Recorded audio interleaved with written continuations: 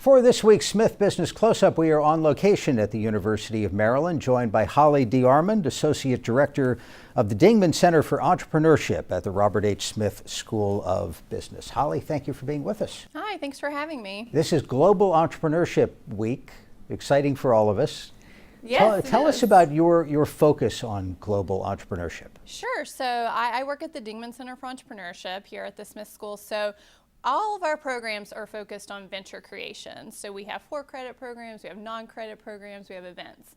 But this particular time of the year in November, we're always focused on the global economy because it's Global Entrepreneurship Week. How are opportunities different for somebody focused on a global market?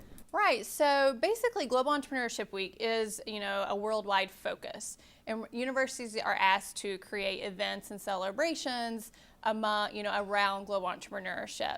So what we expose our students to, particularly in Dingman Center, is China.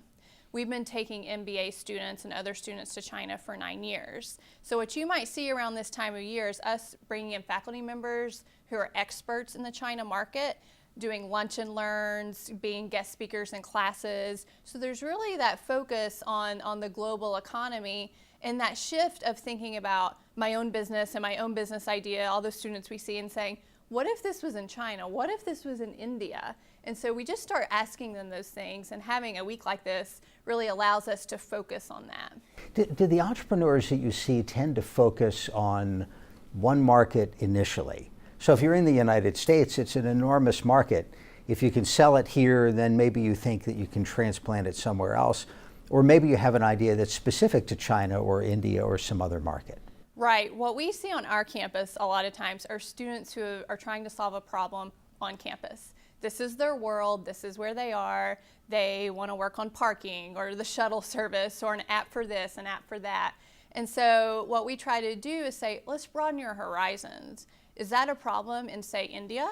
Let's research that market. Who are the faculty you can talk to about that? What kind of online research you can do? But certainly when they first come in, most of them are focused on home, which I think is very natural because entrepreneurs want to solve problems that are personal to them.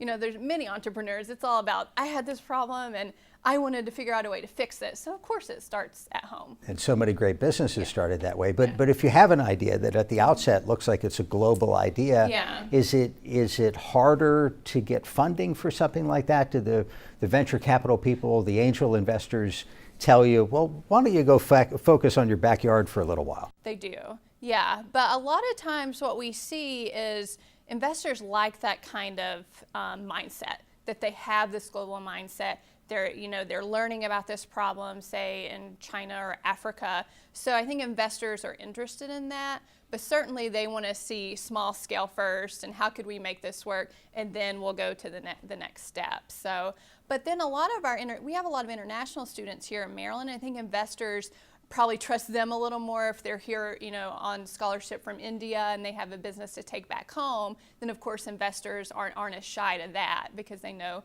that they have that personal experience. So we see kind of both ways. Before we go, just broadly speaking, take the temperature of the entrepreneurship business at the moment in terms of the level of interest among students, which I imagine is off the charts, and the funding opportunities. How much is your angel community here ready to get involved? They're very ready, and entrepreneurship and innovation is a focus at University of Maryland, at the Smith School, in DC. And so I think investors are really excited about what they're seeing in the market right now.